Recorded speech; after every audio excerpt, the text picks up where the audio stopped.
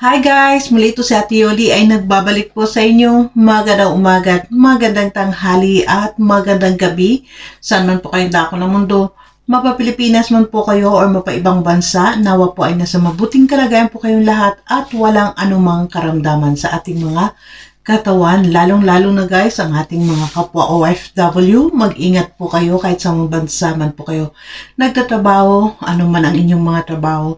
Mag-ingat po tayo dahil may mga mahal po tayo sa buhay na naghihintay po sa atin sa Pilipinas. Ganon din po guys ang ating mga mami, mga daddy, ati, kuya at lolo at lola.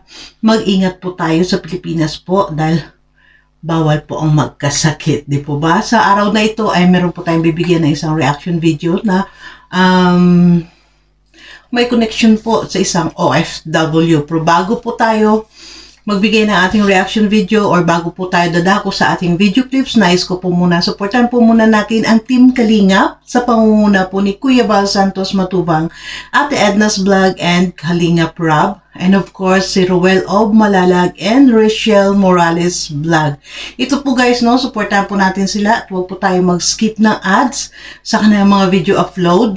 Dahil po sa hindi po natin pag-skip ng ads ay malaki po ang ating naitutulong po sa kanilang paglingap sa mahihirap. Ganon din po, makisuyo na rin si Ate Yoli's Vlog. Sa mga hindi pa po nakapag-subscribe kay Ate Yoli's Vlog, please do subscribe my channel, Ate Yoli's Vlog. At paklik na rin po guys ang inyong notification bell na sa bawat video upload po natin ay ma-notify din po kayo. So let's go, puntahan po natin ang ating video clip kung saan ay nakuha po natin kay Daddy Donut. Pero bago po guys, sa mga hindi pa po nakapag-subscribe kay Daddy Donut, please support Daddy Donut.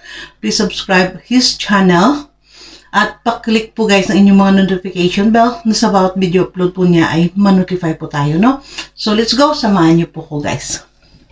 Dito guys, samahan niyo po ko, no? Panoorin po natin dito sa likuran ko po ang upload ni Daddy Donut na kung saan ay may nadaanan po siya no na dalawang dalagitan na nagtitinda ng kikiam, mga fishball at cheese steak para po sa kanilang pag-aaral. So samahan niyo po ko guys, pakinggan po muna natin. Hindi na nakakarinig si mama ninyo. Ayun po, sobrang sipag po ng dalawa. Bale, anong oras pala ba? 11 AM, pero nagtitinda na po sila kasi walang pasok. Para po, by Monday, meron silang pang-alawan. So, paano yung pag-aaral nyo? Kami na lang din po ang naasikaso po sa amin. Sarili na po namin. Kayo na nagpapaaral sa sarili nyo, dito nyo na kinukuha? Dito na din po pag-bata. Ayan, napakasipag naman ng dalawa pong batang ito. Pero po, ang kanila pong tinitindahan, ayan, oh, kung makikita nyo po, butas-butas na. Ayan, butas-butas na po. Ito, butas-butas na rin. Ayan. Ito po, sobrang sipag po ng dalawang bata. Makinig lang tayo guys no ng konti bago tayo magbigay dito dahil tayo po mga OFW ay may makuha po tayong aral po dito. Dito ka. Konting interview lang. Ito po ang kanilang tatay. Yan. Ayan po ang tatay nila no na yung tatay po ay isang OFW, ex-OFW po yan na na-stroke. Kunting interview lang tayo. May upuan kayo dyan? Wala po kasi kami dito upuan. Wala. Si papa mo po. Upuin mo si papa mo at interviewin natin si papa mo. Kaya kahit dito na lang.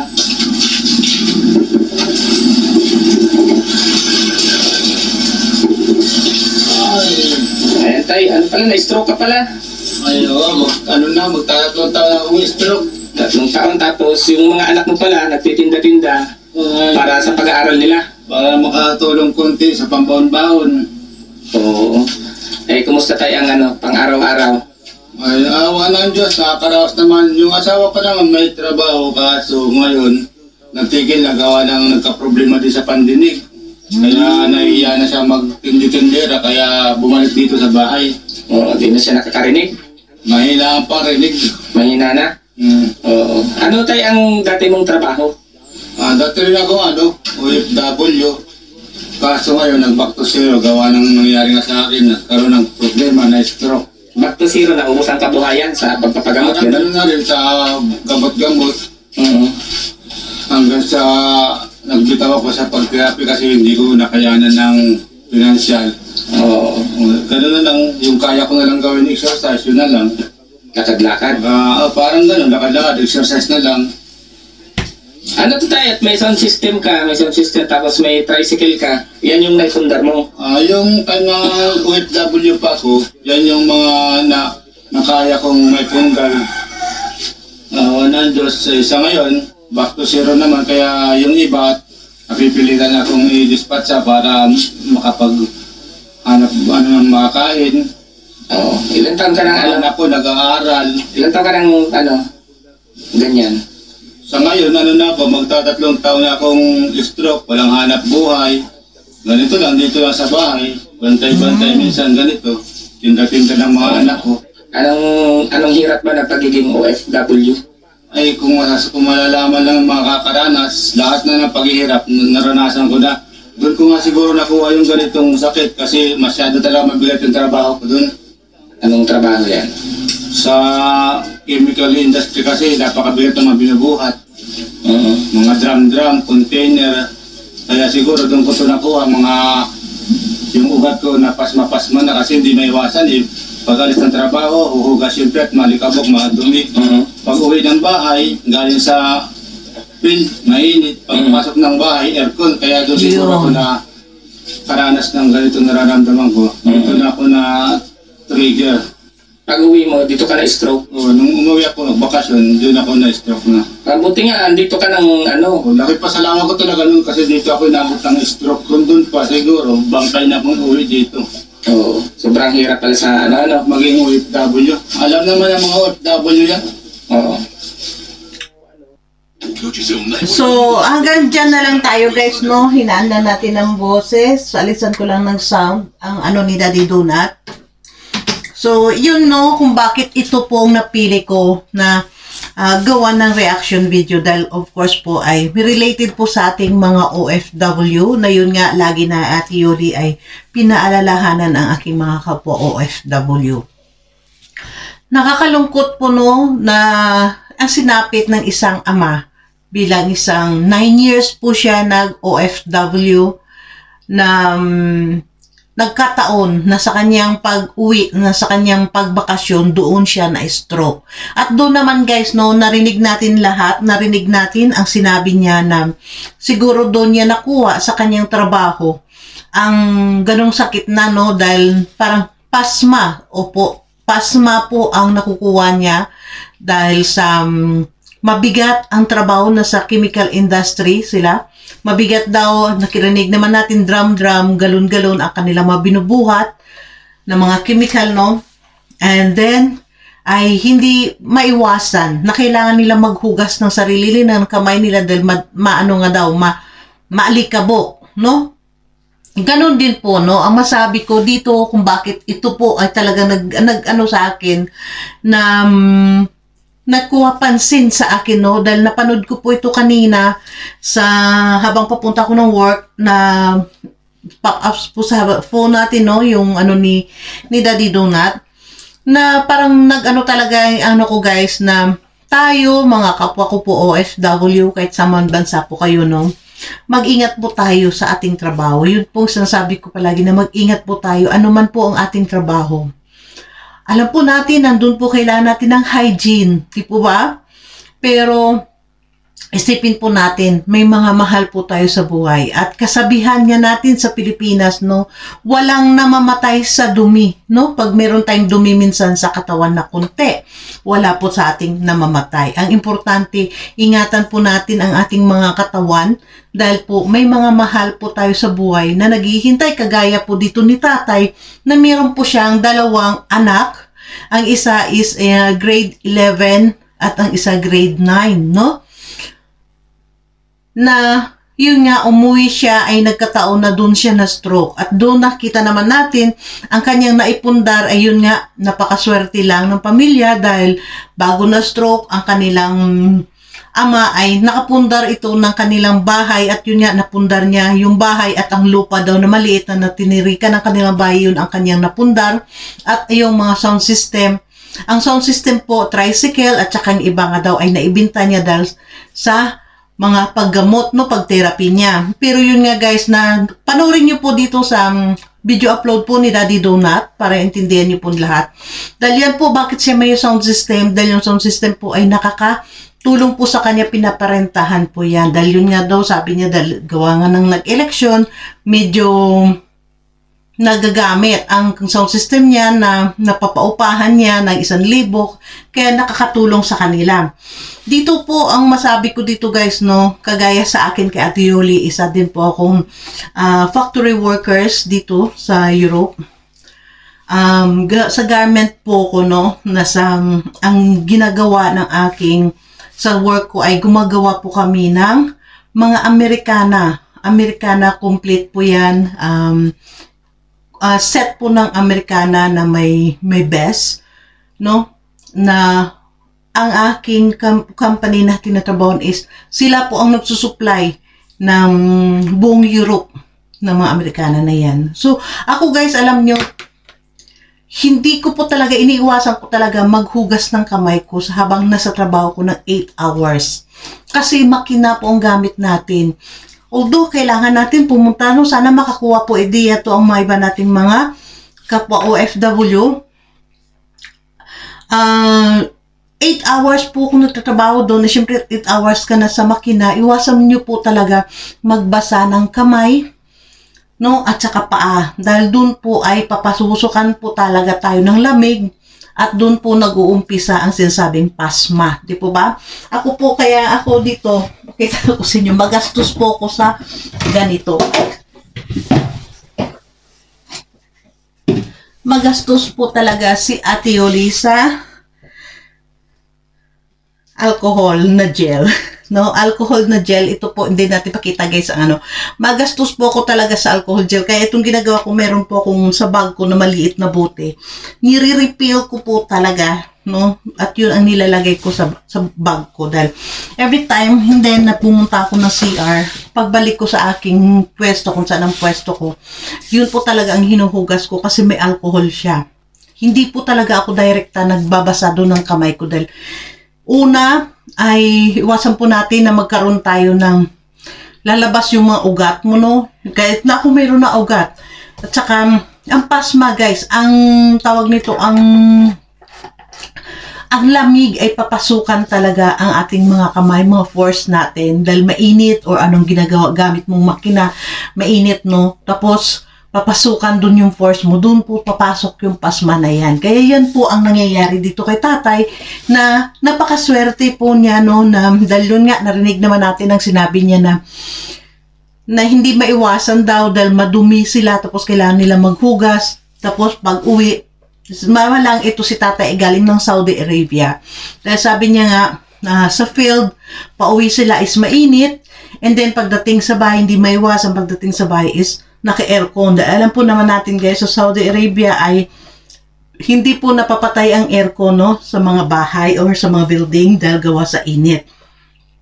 Isa pa rin po yun, isa rin yun po makapagpasma sa atin. Kaya sana patuloy po tayo guys na umiwas po na magkasakit dahil grabe. Ito nga guys, pasalamat na lang, no, na ito si tatay ay naagdat na ng kanyang pag-stroke, sa piling na ng kanyang pamilya, no? Dahil totoo po yung sinabi niya, alam ko related po kayo dyan mga taga-Saudi, na pag dyan nagkasakit, ay talagang 50-50 kung makauwi ka pa ng Pilipinas ng buhay. Di po ba? Hindi lang po sa Saudi. At saka, kahit pa sabihin natin dito, although dito sa amin, ang kaibahan lang dito sa Europe ay, ang medical namin is free, no? Talaga covered lahat, 100% covered ng insurance, no? Kaya yun ang naging kaibahan. Kaya dito guys, kung bakit ko ito, alam nyo, panoorin nyo na lang po, no, dahil hindi po tayo magkuha dito. Dito po ang ginawa dito ni Daddy Donut dito. Ay, tinulungan niya po ito, ang umiyak na si atin, naawa ko dito sa kanya guys. Ay, pakinggan nyo muna bago tayo magdaldal ulit. Ang nangyari sa kanya. Tapos kayo na lang yung magpapaaral sa sarili ninyo. Suportado kayo. Napakahirap po talaga kasi biglaan. Di po talaga yun eh. Di po namin inaasahan kasi parang wala naman po kay Papa kasi napakalakas niya po talaga yung dati. Tapos bigla na lang siya na-stroke. Opo. So, sa ngayon, Biak, nagtitinda-tinda kayo dito. Ayan, butas-butas naman. Papalitan na lang natin ito ng pawid. Salamat po. Oo. So, mamaya, siguro may ibababa na tayong pawid dito agad-agad. Agad-agad na, huwag na natin patagalin. Ayan po, mga kalingap. Papalitan na po natin ito mamaya. So yun nga guys, no, dito yung nga sabi ni ate na napakahirap sa kanila, no, dahil hindi nila nakitaan ang kanilang tatay ay na magkaganyan. Dahil nakita niya naman ang kanilang tatay sa pag-uwi is napakalakas, no, napakalakas. Tapos bigla-bigla ng ganyan. Yun nga minsan, mga ganitong bagay guys ay parang masasabi ko na kapag subukan po sa ating mga buhay, tinetest pa rin po tayo, no? Kung hanggang saan ba tayo sa ating pamumuhay, sa pananampalataya natin sa Diyos. Minsan, alam ko po, hindi natin, dahil ako din po, no? Mayroon po akong, tawag nito, mayroon din po akong nakaraan na dinanas na dumating ako sa point, no, na tinatanong ko, no, na sabi ko, amahan, wala naman akong hiningi sa'yo, no, na materials na bagay. Hindi ako nanghingi ng yaman, kundi ang gusto ko lamang ay kaligayahan, buo ang pamilya, ganun lang guys, no, hanggang sa hindi ko minsan na dumating sa point na hindi ko na malayan na sinisisi ko na rin yung Panginoon sa mga nangyari sa buhay ko. Kaya dito nakita naman natin, no, si tatay, ayan nga, na halos naubos ang kanyang mga naipundar dahil nga sa kanyang pagtitherapy, dahil sa na-stroke siya para lang mabalik ang normal.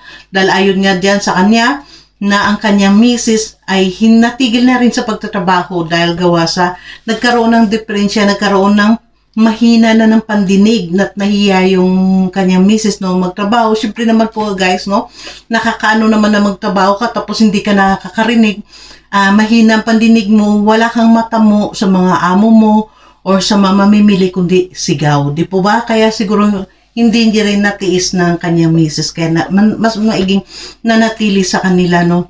Kaya dito po sa video na ito ni Daddy Donut, panoorin nyo po, dahil dito po ang hiningi ni Daddy Donut na nawagan, no, dahil dyan po ay binilhan po ni Daddy Donut ng pawid, para po yung pawid dyan na sa tindahan nila ay mapalitan, dahil talaga as in butas-butas. Para dito guys, no, napansin ko kung bakit kaagad si Daddy Donut umaksyon siya dyan na sige, palitan natin kaagad-agad. Dahil parang nandun pa rin guys, nakita ko guys na naalala niya ang kalagayan ng kanyang mga pamangkin bago na tagpuan ng Team Kalingap, natagpuan ni Vincent Calyada at na-i-refer nga kay Kalingap Rab. Parang dito napakaganda guys, dahil dito nakita natin sila Daddy Donut, no, ay nakita natin na talagang binabalik nila sa kapwa nila kung ano ang na itulong ng Kalingap at kung ano ang kanilang nakita natin nga kaagad siya nag-aksyon, dahil parang nakikita natin guys na nararamdaman niya kung anong nararamdaman ng dalawang bata, no. At dito humingi pa dito si Daddy Donut na nawagan na kung sino sana sa mga mababait na mga sponsors, kung may maluwag kayo na masuportahan po ito ang yung dalawang bata sa scholarship sa kanilang pag-aaral, dahil para lamang makatapos. Dahil yun nga mismo na, dahil syempre hirap guys, no, parang napakahirap talaga ng sitwasyon na ang kanyang ama is na stroke, tapos ang kanyang ina hindi rin makapagtrabaho dahil yun nga kulang na sa pandinig. Tapos silang dalawang magkapatid ay gumagawa ng pamaraan na nagtitinda para sa kanilang pambaon para makapag-aral, at syempre na rin sa kanilang mga pagkain guys, no. Napakahirap ang ganong sitwasyon na makita natin, although makita natin na yung bahay nila is maayos naman, yun na baganda, dahil yun ng bahay ay nagawa po yun, no, dahil sa kanilang ama na tawag nito, nag-abroad. Tapos, siyempre sila ang dalawa, pasensya po, nadadala po ako talaga dito sa sitwasyon ng dalawang bata, no? Kasi parang maisip ko, paano sana hindi mangyari sa mga anak kong ganun, di ba? Parang mahirap. Kaya, sana dito guys ay maaaring matulungan, no, ng ibang mga sponsors, may mga puso dito na maantig na makatulong sa dalawang bata sa kanilang pag-aaral, di po ba?